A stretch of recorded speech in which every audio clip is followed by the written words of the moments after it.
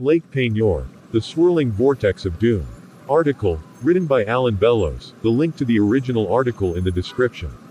Early in the morning on November 20, 1980, 12 men decided to abandon their oil drilling rig on the suspicion that it was beginning to collapse beneath them. They had been probing for oil under the floor of Lake Peigneur when their drill suddenly seized up at about 1,230 feet below the muddy surface, and they were unable to free it.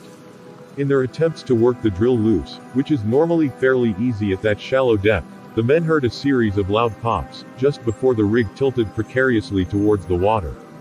At the time, Lake Peigneur was an unremarkable body of water near New Iberia, Louisiana. Though the freshwater lake covered 1,300 acres of land, it was only 11 feet deep. A small island there was home to a beautiful botanical park, oil wells dotted the landscape, and far beneath the lake were miles of tunnels for the diamond crystal salt mine. Concluding that something had gone terribly wrong, the men on the rig cut the attached barges loose, scrambled off the rig, and moved to the shore about 300 yards away. Shortly after they abandoned the $5 million Texaco drilling platform, the crew watched in amazement as the huge platform and derrick overturned, and disappeared into a lake that was supposed to be shallow. Soon the water around that position began to turn. It was slow at first, but it steadily accelerated until it became a fast-moving whirlpool a quarter of a mile in diameter, with its center directly over the drill site. As the whirlpool was forming on the surface, Junius Gaddison, an electrician working in the salt mines below, heard a loud, strange noise coming down the corridor. Soon he discovered the sound source, which was rushing downhill towards him, fuel drums banging together as they were carried along the shaft by a knee-deep stream of muddy water. He quickly called in the alarm, and the mine's lights were flashed 3 times to signal its immediate evacuation. Many of the 50 miners working that morning, most as deep as 1,500 feet below the surface, saw the evacuation signal and began to run for the 1,300-foot level, where they could catch an elevator to the surface.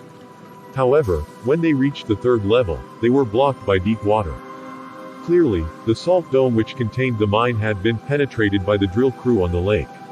Texaco, who had ordered the oil probe, was aware of the salt mine's presence and had planned accordingly, but somewhere a miscalculation had been made, which placed the drill site directly above one of the salt mine's 80-foot-high, 50-foot-wide upper shafts.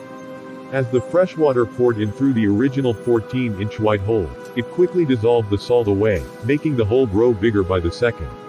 The water pouring into the mine also dissolved the huge salt pillars which supported the ceilings, and the shafts began to collapse.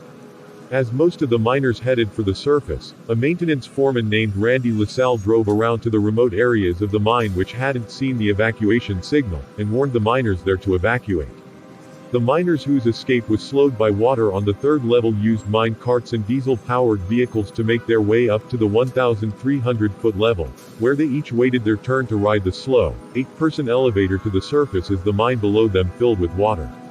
Although it seemed to take forever to get out, all 50 miners managed to escape with their lives. Meanwhile, up on the surface, the tremendous sucking power of the whirlpool was causing violent destruction. It swallowed another nearby drilling platform hole, as well as a barge loading dock, 70 acres of soil from Jefferson Island, trucks, trees, structures, and a parking lot. The sucking force was so strong that it reversed the flow of a 12-mile-long canal which led out to the Gulf of Mexico, and dragged 11 barges from that canal into the swirling vortex, where they disappeared into the flooded mines below. It also overtook a manned tug on the canal, which struggled against the current for as long as possible before the crew had to leap off onto the canal bank and watch as the lake consumed their boat. After 3 hours, the lake was drained of its 3.5 billion gallons of water. The water from the canal, now flowing in from the Gulf of Mexico, formed a 150-foot waterfall into the crater where the lake had been, filling it with salty ocean water. As the canal refilled the crater over the next 2 days, 9 of the sunken barges popped back to the surface like corks, though the drilling rigs and tug were left entombed in the ruined salt mine.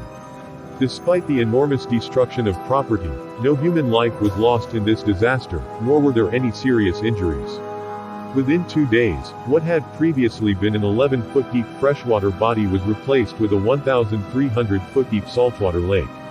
The lake's biology was changed drastically, and it became home to many species of plants and fish which had not been there previously. Of course, numerous lawsuits were filed, and they were subsequently settled out of court for many millions of dollars. The owners of the Crystal Diamond Salt Mine received a combined $45 million in damages from Texaco and the oil drilling company, and got out of the salt mining business for good.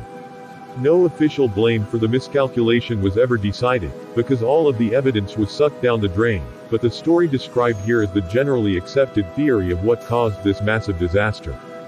To watch more interesting articles and books, please subscribe to our channel. You can also suggest some topics to discuss in our next videos by writing them in the comments section.